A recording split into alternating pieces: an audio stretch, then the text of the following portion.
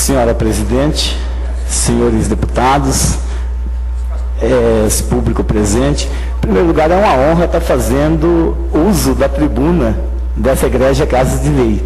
Posso tomar gosto pela coisa, deputado Márcio.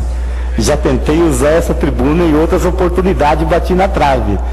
Estou aqui hoje na qualidade de prefeito do município de Japorã, enfrentando este problema difícil, que é o conflito agrário existente em meu município, entre os indígenas e os proprietários rurais.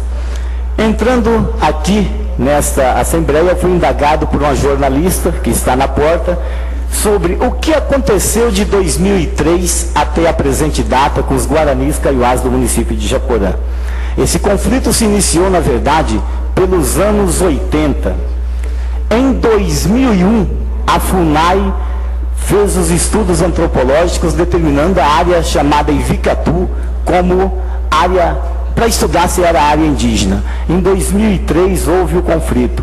2004 foi reconhecida uma portaria dando direito aos povos indígenas da área conhecido como Ivicatu.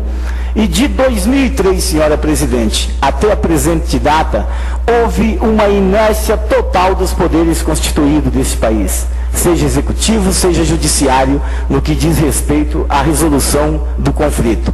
Nada foi feito, absolutamente nada.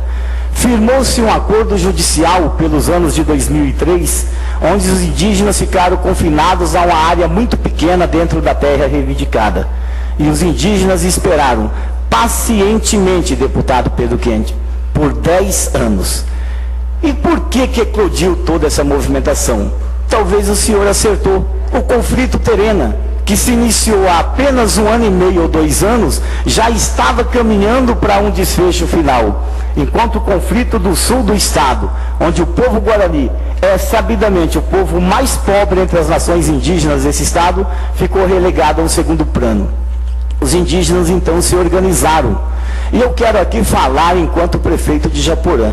Eu não vou entrar, deputado Márcio, nessa questão de discussão de terra indígena. Porque no sul do estado, se a gente for entrar na discussão do que é ou que não era do índio no passado, nós não temos sul do estado. Era tudo dos indígenas. Eu vou entrar na discussão da justa necessidade por terra do povo Guarani da aldeia Porto Lindo. Público presente, senhores deputados, eu tenho na minha aldeia mais de 5.000 habitantes indígenas, mais de 1.000 famílias, vivendo em menos de 600 alqueires de terra. Se fizermos a conta, dá meio alqueire de terra para cada família. Não tem jeito mais de crescer, de construir casa, de criar galinhas. Não tem jeito de ter roças, não tem jeito de ter nada. É um povo ordeiro e trabalhador que está vivendo única e exclusivamente dos programas sociais do governo federal e do governo estadual por falta de oportunidade para trabalhar.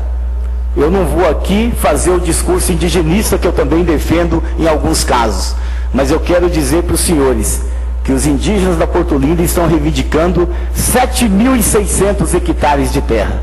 Que se isso fosse uma reforma agrária para o homem branco, os indígenas ficariam lá mais ou menos com 3 alqueires de terra por família. Então a reivindicação deles é justa e é necessária. Lá não se pensa em terra para criar bicho, para criar capivara, para criar veado. Os indígenas da aldeia Porto Lindo, eles não querem regredir a um estágio primitivo para sair de arco e flecha caçando animais em grandes reservas. Eles querem a terra para plantar, para produzir e para dar dignidade e criar os seus filhos. Agora, do outro lado, nós temos os fazendeiros, que não podem ser considerados inimigos dos indígenas. Tem fazendeiro que está lá aproximadamente 100 anos, trabalhando e produzindo naquela terra que ele tem um título de propriedade. E a União, senhores deputados, não mudou a sua personalidade jurídica. A mesma União que deu aquele título de propriedade ao proprietário rural é a mesma União que hoje fala que a terra é indígena. Então tem que se ter uma solução.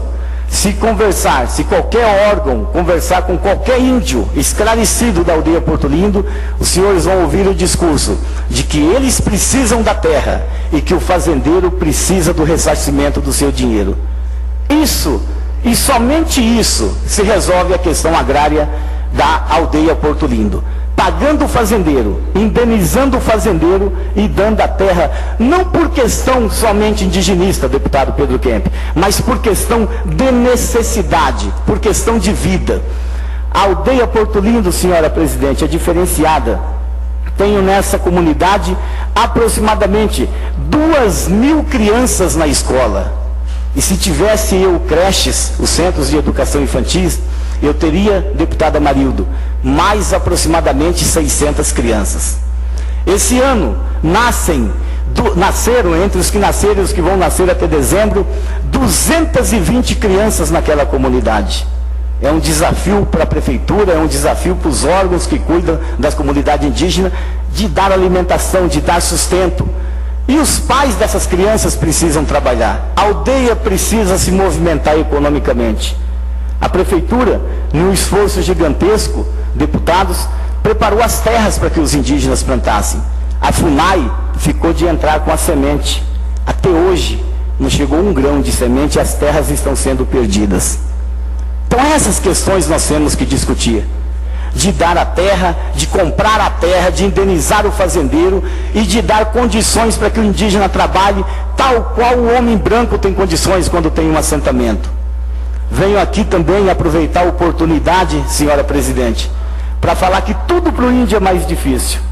Temos hoje instituído pelo governo federal o PNHR, Programa Nacional de Habitação Rural, onde, pasmem os senhores deputados, exige-se, para se fazer uma casa na área rural, num assentamento, exigia-se ADAP, documento de aptidão de produtor. Os movimentos que defendem os acampados, os assentados, os movimentos sociais, MST, FETAGRE, FAF, etc., pressionaram o governo federal. Hoje, para se fazer uma casa para um produtor rural assentado, não há mais a necessidade da ADAP. Basta o INCRA fornecer uma relação de beneficiário. E o absurdo é que para fazer a mesma casa, senhora presidente, na aldeia indígena, onde eu tenho 1.000 famílias morando e apenas 60 casas de alvenaria, para fazer a mesma casa na aldeia, o governo federal exige a DAP do indígena, deputado Rinaldo. Exige que o indígena prova que é produtor rural para ter uma DAP e não exige que o assentado prove que é produtor rural. São dois pesos e duas medidas. Então tudo para o indígena é mais difícil. A mídia, a grande imprensa, e não estou aqui contra a imprensa, eu li tantos absurdos ultimamente sobre a ocupação da Ivicatu. Eu vi sedes de fazenda queimadas, crianças apanhando, gente feitas refém. Senhora presidente, até ontem, por volta de meio-dia, quando deixei a aldeia, não existe nenhum fato desses. Todas as propriedades estão intactas. Não existe refém, não existe violência. Houve sim, em uma das propriedades rurais, abate de gado. Há de se dizer que a comunidade Porto Lindo tem 5.000 pessoas. E dentro dessa comunidade também tem bandidos, como tem bandidos em todas as comunidades do mundo. E houve sim matança de gado bovino numa das propriedades, acho, pelo que o fazendeiro me passou, em torno de 10 cabeças. E paz, meus senhores, não pelas pessoas que estão ocupando aquele local, mas pelas pessoas que entraram e promoveram esse abate contra a vontade do que estavam. Ontem visitei, senhora presidente, para concluir, uma fazenda chamada Fazenda Remanso, que está ocupada. Deparei com uma cena quase que surreal. A comunidade, cercada por milhares de cabeças de gado fazendeiro, abateram um cachorro para se alimentar, para não tocar numa cabeça de gado do fazendeiro. E a gente às vezes escuta os maiores absurdos, que a comunidade está matando gado, que a comunidade está batendo em criança, até criança já saiu espancada lá. Então não existem esses fatos lá dentro. E os índios esclarecidos, os índios da aldeia Porto Lindo, eles não querem o conflito com o fazendeiro. Eles querem sim que o governo federal busque o ressarcimento imediato dessas propriedades para que eles possam trabalhar, viver em paz e criar as suas famílias. Obrigado, senhora presidente, obrigado, senhores deputados, pela oportunidade.